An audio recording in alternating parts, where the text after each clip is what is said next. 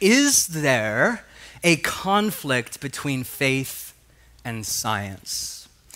Do you have to abandon science if you're a follower of Jesus? Has science displaced the need for God, or has science buried God? Now, when you look at the stats, it's interesting because the majority of Americans today believe that this is actually the case. Pew Research Center, they recently conducted a poll, and what they discovered is that 55% of Americans believe that there is a conflict between science and religion, and only 39% believe that the two are, quote, mostly compatible.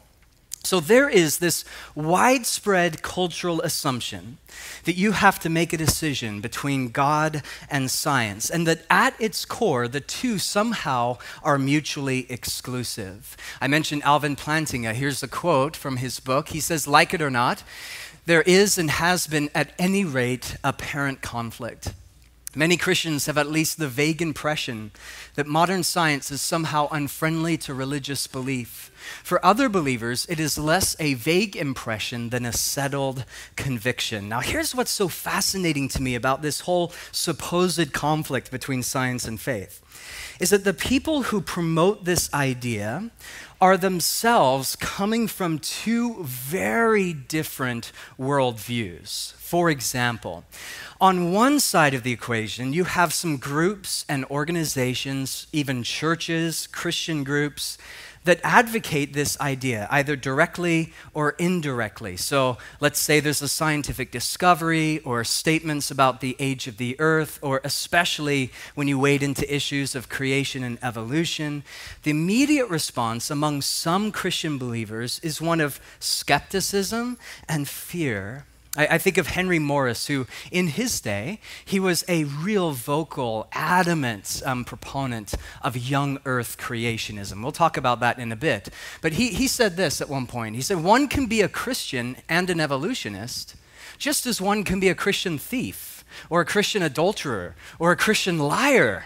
It is absolutely impossible for those who profess to believe the Bible and to follow Christ to embrace evolutionism." Now, I know for some of us, we look at that and we're like, whoa, that is so extreme. But here's what we need to know if you don't come from that kind of background, is that there are a ton of Christians who do come from that background. I think of my own story. I've shared before, I wasn't raised in a Christian home. The first 10, 11 years of my life, there was a lot of alcohol abuse and drug use and a lot of brokenness in our home. But then when I was in junior high, God just got a hold of our family in such a way that we all became followers of Jesus. And within a few years, my dad went on to go plant a church. It's pretty amazing what the gospel can do, by the way. But I remember in those early years how junior high and high school, we went to a few different churches. And a couple of these churches, this was kind of the idea. There was a deep sense of fear when it came to science. And it came out in sermons, came out in seminars, conversations. It was almost like an underlying assumption that everything that is wrong in the world, somehow science must be the root cause of it all. So for many Christians, that's the perception that they have. Now, here's the irony to me, is that you have people on the other side of the equation who aren't believers, who are saying actually the same thing. For example, let's talk about the new atheists for a bit. This is one of their major points that they're making in some of their recent books and discussions. I think of Peter Atkins. Peter Atkins is an Oxford chemist, and he said, "Science and religion cannot be reconciled. Religion has failed, and its failures should stand exposed. Science, with its currently successful pursuit of universal competence, should be acknowledged as king." Wow. Here's another one by Jerry Coyne. He just wrote a book on this subject, which I don't recommend, by the way. He's from the University of Chicago. And in his recent book, he said, "Science and religion are competitors in the business of finding out what is true about our universe. These areas are incompatible in precisely the same way and in the same sense that rationality is incompatible with irrationality." Here's one by Richard Dawkins, the famous atheist. He said, "Historically, religion aspired to explain our own existence and the nature of the universe, but this role is now completely superseded by science. What we see today is what I believe is a false dichotomy, this polarized view that you have to choose between God and science. So, what do we do as followers of Jesus? How do we engage with this? What should our posture be to these culture wars? How do we move forward in an intellectually honest and yet biblically viable way? That is what I want to unpack with you in the next 4.5 hours together. So, I want to make 3 observations. And if you're taking notes, feel free to write these 3 things down. But I want to share 3 thoughts on this. And again, by no means is this exhaustive. I realize this could easily be an 8-week series. Honestly, my goal today is just to open up a great big can of worms, throw it out on you, and then you guys can have conversations throughout the week. But our posture, 3 points. Number 1, we need to recognize the limitations of science. Number 2, we need to celebrate the discoveries of science. And number 3, we engage the deeper issue of worldview. So I want to go through each of these 3 points together. But let's begin with that first one. We recognize the limitations of science. So, as amazing and compelling and beautiful and awe-inspiring as science is, we also need to be humble, and we need to realize that there are some things that science in and of itself is unable to explain fully. Next slide. Here we have a picture of Charles Darwin, who in 1859, he wrote the book on the origin of the species. Now, Darwin was such a fascinating individual. He actually wanted to be a pastor. He studied at Cambridge. After Cambridge, he then went on the voyage of the Beagle for 5 years, and he wrestled deeply with his faith. And it was for him the core issue of suffering in nature that became for him one of the things that pushed him away from God. He then later on left his faith entirely. Now his wife Emma was actually a follower of Jesus. She was part of the Church of England, and it broke her heart. But he came to a point in his life where he realized, I don't believe in God. Some say he was an agnostic, some say he was an atheist. But he wrote this book on the origin of the species, and if you've read it, you know that the question he's trying to answer is, how does life, in all of its richness and beauty and diversity, how did it come to be? And the conclusion that he put forward was, it was through evolution, through natural selection, that was the ultimate explanation for life on Earth. Now, there's a lot we could say about this, but it is ironic that the name of his book was on the origin of species, but the one thing that Darwin actually doesn't answer is the origin of life itself. Because here's the thing, regardless of your view on evolution, in order to have evolution to work, you need a mutating replicator. You need to have a system in place in order to drive it forward. So the unanswered question is, okay, where did that system come from to begin with? How do we answer that? Well, when you look at the Christian landscape right now, there are roughly 3 major areas of opinion when it comes to creation and evolution. The first is evolutionary creationism. And these are believers who embrace all or most of Darwin's theory. And they actually think that evolution was God's idea to begin with. That through natural selection, God brings about the diversity of species on Earth. The second major point, and this was pretty popular in the South. We lived in North Carolina for a year, and this, I think, is the predominant view in the South amongst believers, but it's young earth creationism. And the view there is that God didn't use evolution, or if he did, they distinguish between macroevolution and microevolution. And what they say is that the world was created pretty much in its present form 6,000 years ago. And then you have this third view called progressive creationism. It's actually the view of John Lennox. It's also known as intelligent design or old earth creationism. In some ways, they kind of mix the two things together. They do believe that the universe is very old, as science now says, 14.7 billion years. But they also believe that God has been actively involved in his creation. So he's feeding new information into the system. Now, we could spend weeks just unpacking these. And you need to know, too, Within each of these groups, there are different categories, subcategories, varying interpretations. But this is what's important for us to understand today, is that there are passionate followers of Jesus in each of these categories. In fact, I have friends who are all over the map on this subject and who love Jesus deeply. We have people on staff who are all over the map on this issue. Maybe in your own house, you have disagreements or different views on creation and evolution. Maybe your husband thinks differently or your kids think differently. It's like the story of that little boy. He comes to his dad. He's like, "Hey, Dad, where did we come from?" And the father answered, he's like, "Well, son, I believe that God created evolution and we ultimately evolved from monkeys." And he's like, "Okay." And then he goes to his mom. It's like, "Mom, what do you think? Where did we come from?" She's like, "Well, son, I believe that God made us 6,000 years ago and we are made in the image of God." And he got really confused. He's like, "Well, Dad said that we came from monkeys." And she's like, "Well, I'm talking about my side of the family."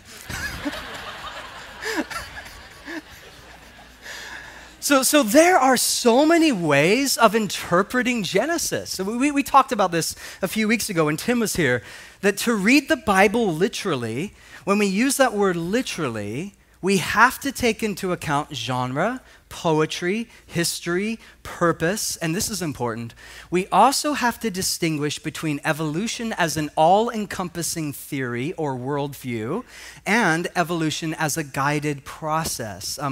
In the book, The Reason for God, Tim Keller has a quote. He quotes David Atkinson, and this quote is so important. He says, "If evolution is elevated to the status of a worldview of the way things are, then there is a direct conflict with biblical faith. But if evolution remains at the level of scientific biological hypothesis, it would seem that there is little reason for conflict between the implications of Christian belief in the Creator and the scientific explorations of the way in which God has gone about his creating process."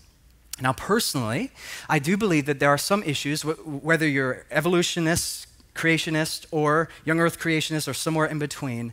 I do think that there are some issues that when it comes to the gospel that are non-negotiable. I mean, you have to believe in the beginning God, a creator God. I believe in a historic Adam and Eve. I believe in an original fall. I think if you take those things away, a lot of the gospel really becomes incoherent. But I also recognize that outside these core understandings, there's a ton of space for discussion and exploration. And at the end of the day, what we as believers can unite on is that although science can describe our origins, God is the ultimate explanation for our origins. So when we talk about the origin of life, yes, there are some things that science can't tell us. Now, let's take this deeper. What about the origin of the universe? Can science answer that? And it's an interesting subject because if you've been tracking with some of the discussions out there right now, a lot of people are writing on this subject. 3 books, Lawrence Krauss, Victor Stenger, and I think most notably Stephen Hawking in his book, The Grand Design. By the way, these are all atheists. And what they've been arguing in these recent books is that scientific laws, specifically, they point to the law of gravity, are a sufficient explanation for our origins. Therefore, they say, we don't need God because we have gravity. So, Stephen Hawking, he put it this way in his book. He said, because there is a law of gravity, the universe can and will create itself out of nothing. There is a book by John Lennox he wrote in response to this, and it's actually called God and Stephen Hawking. And he takes Hawking to task on this, and he unpacks this statement, and he says, you know what, that's contradictory on 3 different levels. First of all, Lennox says, the law of gravity is something, not nothing. So even if you believe that gravity started it all, where on earth did gravity come from?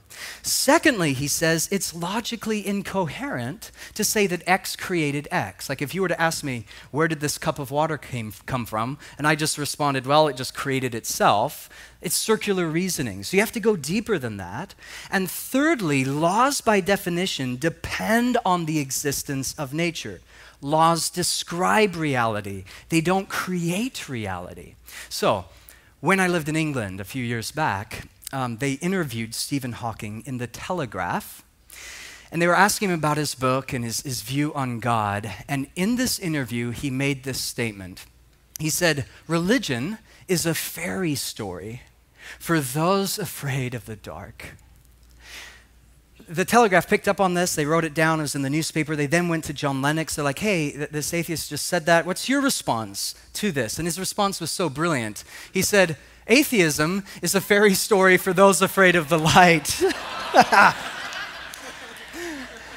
Now, what this shows, though, is that you can have two brilliant minds, both that love science, who love to study the universe, but what separates them is their faith in the limits of science. So one believes that God is the ultimate reality, and the other believes that science is the ultimate reality. But here's the thing. The more that we study about the universe, the more we discover there are so many things that cannot be scientifically explained. For example, we cannot prove in the lab that love is better than hate, that altruism is better than selfishness, that forgiveness is better than revenge, that hope is better than despair, that you are free to make moral choices, or that there is such a thing as meaning and purpose, or that country music is just plain wrong. Now, these are all things you know are true, but scientifically, it's really hard to prove. Now, let me illustrate it this way. So we have our baptismal over here. And if you were to ask me, hey, Dominic, why is the water warm in the baptismal? I could give you two levels of explanation. One would be a scientific level, the other would be a personal level. Scientifically, I could say, well, the water is warm because there is this heating housing and electrical elements, and it has to do with kinetic theory and the atoms. When the molecules inside begin to vibrate against each other, it heats up the water. Now, you'd probably look at me like, that's not the answer I was looking for. What you're looking for, it has to do with individuals, has to do with purpose, has to do with meaning. The reason it's warm is because, well, we want you to get baptized after the service, and I hope that you do. You see, there's different layers of explanation. One is scientific and mechanistic, but the other has to do with purpose and intention. So science, even though it has incredible explanatory power, at the end of the day, science can only take you so far. There is another layer of explanation. I love this quote by the astrophysicist Robert Jastrow. He said, "At this moment, it seems as though science will never be able to raise the curtain on the mystery of creation. For the scientist who has lived by his faith in the power of reason, the story ends like a bad dream. He has scaled the mountains of ignorance. He is about to conquer the highest peak. And as he pulls himself over the final rock, he is greeted by a band of theologians who have been sitting there for centuries." I love that. You see, we start here. This is so important. We recognize, yes, science is beautiful and incredible, compelling, but it only takes us so far. But let's push the conversation forward. Number two, our posture towards science is that we need to celebrate the discoveries of science. In fact, I would argue that far from being anti-scientific, Christianity welcomes and encourages science. Did you know that when you look at history, some of the most influential leaders in science were followers of Jesus? They believed in a creator God. Let's just start with Galileo. He was called the father of modern science. He said at one point, "I don't feel obliged to believe that the same God who has endowed us with sense, reason, and intellect has intended for us to forego their use." And next slide, we have a list here of other influential scientists, and this is just a fraction, by the way, of a much longer list throughout history. But you have Kepler, and Blaise Pascal, and Boyle, and Newton, and Faraday, and Babbage, and Mendel, Lord William Kelvin. In fact, Kelvin, he said, if you study science deep enough and long enough, it will force you to believe in God. You see, you look at this list, and their belief in a creator, far from being a hindrance to science, was actually their number one inspiration for science. So when Isaac Newton discovered the law of gravity, he didn't say, like Hawking and others are saying, oh, I discovered gravity, therefore I don't need a God. No, his response was the exact opposite. He said, wow, this law of gravity, what an incredible God to have created it in the first place. And he wrote this book called Principia Mathematica. And he begins that book by saying, I'm writing this book for the explicit reason of giving glory and honor to God, and that all people who would read this book would be drawn closer to the Creator. You see, for hundreds of years, it was the belief in God that animated and informed science. Christians believed that God has given us two books, the book of nature and the book of Scripture, God's world and God's word. When you bring the two together, you discover breathtaking insight into the beauty of God. Or in the words of Kepler, he said, when you do science, you are thinking God's thoughts after him. Now you might say, wait a minute, weren't there times of conflict between the church and science? Yes, absolutely. I mean, just think of the flat earth controversy or Copernicus. There were definitely moments of significant tension between the institutionalized church and science. But what I'm arguing is that by and large, the posture that believers had towards science was celebration. They were the spearhead, the catalyst for scientific discovery. Now, praise God, the same thing can be said today in certain circles. Not enough, I'm afraid, but let me give you a few examples. First of all, we have a picture here of Francis Collins. This may ring a bell. Maybe you've heard him speak or read his book, but he's the director of the National Institute of Health, the former head of the Human Genome Project, and he won a Nobel Prize. So that's pretty legit. He wrote a book, next slide, called The Language of God. A scientist presents evidence for belief. It's a really interesting read. But basically, his whole argument in this book is, hey, when I study science, whether it's through a microscope or a telescope, he says it only fills my heart with wonder and awe. It draws me close to him. In fact, he became a follower of Jesus because of science. Let me introduce you to someone else. We have here a picture of Antony Flew. If you have a philosophy background, this will ring a bell because he was the most animated, ardent atheist of the last generation. He was the Richard Dawkins of a generation ago. In fact, he inspired many of the so-called new atheists. And so he wrote all these books on why God is not true. But then in 2004, he actually came out and he said, I think I was wrong. I actually do believe in a God now. And he wrote this book, There Is a God, with the word no crossed out. How the world's most notorious atheist changed his mind. It's such an incredible read. Now, he never became a Christian. He recently died. As far as we know, he didn't become a Christian.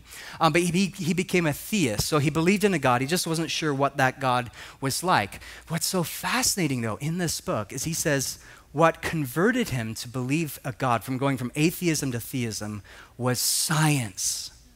Specifically for him, it's what is called the fine-tuning of the universe. Now, this may ring a bell. It's also known as the anthropic principle. What scientists have discovered, and it's so intriguing, is that the universe and our planet have been designed in such a way to support life. That everything from molecules, matter, carbon, oxygen, the distance from the sun, everything is exactly what it needs to be to sustain life. And what scientists have now discovered is that if these constants and variables differed in any degree, just 1 degree, life wouldn't be possible. And so they've done research. What are the chances then of the universe existing and the chances of our planet being hospitable in the way that it is just by chance alone? The astrophysicist Hugh Ross, he did the math on this, and this is the conclusion they came to. He said it's actually 1 chance in 10 to the 128th power. That's like the same chance of cats being in heaven. We're talking infinitesimally small. In fact, he points out, he says there's only 1 in 10 to the 70th atoms in the universe. In other words, the chances of life existing in the universe by chance, mathematically speaking, it's precisely 0. So the more that we learn and discover in our science, the more that it's pointing us to a creator and not away from a creator. Now, David wrote this thousands of years ago, didn't he? He said, the heavens, they declare the glory of God. And brothers and sisters, Westside family, that is why we of all people should be leading the charge in the celebration and discovery of science. We shouldn't see science as an obstacle to faith, but an invitation to worship the God who made it. We should insist on a world in which the richness of theology claims its place alongside the wondrous capacities of science.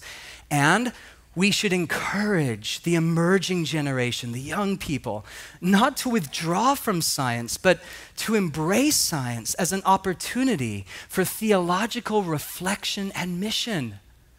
Paul put it this way in 1 Corinthians. He said, all things are yours. In other words, everything about God's creation is an invitation to discover. Biology, chemistry, physiology, neurology, psychology, all things are yours. So we don't abandon those things, we celebrate them. If God is the ocean, then science is the vessel that explores the depths of his beauty and creativity. And if I could just say this, for those of you who are here and you do science, if this is your world, you are doing a noble thing. You are, in the words of Kepler, thinking God's thoughts after him. You are fulfilling God's command in Genesis to be a steward of creation. And those of us who aren't scientists, we just stand in awe of your gifts. We're grateful and humbled. We cheer you on. And listen, we are so glad that you are a part of this community. And we want you to know this is a safe space for you. We need you here. And we're so glad that you can be that spearhead to illuminate parts of God's creation and show us who our God is like. So we celebrate its discoveries. Yes, we recognize there's limitations. But number 3, and this is so huge, as followers of Jesus, we need to engage the deeper issue of worldview. Now, if you pick up this book after the gathering, Where the Conflict Really Lies by Plantinga, you'll discover that this is the central argument of it. What he says here is that the so-called conflict between science and faith actually isn't a conflict between science and faith at all. He says there's a deeper thing that's going on, and it's called worldview. The real issue that divides is not science, because science can be interpreted and applied in so many ways. He says the true conflict and where we need to spend our time is theism versus naturalism or materialism. Now, in the book Mere Christianity, C.S. Lewis, which is probably, I think, my all-time favorite book, he starts the book this way. He says, ever since men were able to think, they've been wondering what this universe really is and how it came to be there. Now, you might be like, wait a minute, ever since men were able to think? Why would he just say men? Well, it's because women have always been able to think. But it is dated language, right? It's like 70 years old, but don't let that trip you up, because the point he's making is actually really, really brilliant. He goes on to say there are 2 worldviews that we need to wrap our mind around. He says, first of all, there's what's called the materialistic or naturalistic worldview. And that's the belief that the universe is a closed system. So there's no meaning, there's no hope, there's no purpose, there's no ultimate justice. But the second worldview is the religious worldview or the theistic worldview, that behind the universe is a mind. Or in the words of John chapter 1, in the beginning was the Word, the Logos. That behind this creation, we see a creator God. Therefore, he argues, there is meaning and purpose and a creator. Now, the point that Lewis makes and the point that Plantinga makes is that your worldview will affect the way you do and interpret science. And that is why, as followers of Jesus, our battle isn't against science. Our true battle is that of worldview. Let me put it this way. What you think about God matters. And this is true whether you're agnostic today, or maybe atheist, or a follower of Jesus. What you think about God matters. It will shape your story. It gives meaning to the chaos of experience. It defines your trajectory. It inspires your action. This is true regardless of what your view of the world is. But here is the beauty of a Christian worldview. And this is why science is so beautiful to me, is because not only can you embrace science, but you can embrace everything that lies outside of the limits of science. When science is done, meaning is the question that remains. The philosopher Richard Swinburne, he put it this way. He said, I believe that science explains, and I postulate God to explain why science explains. Another quote by C.S. Lewis, one of my favorites. He says, in science, we have been reading only the notes to a poem, but in Christianity, we find the poem itself. You see, that's what we get to invite people into.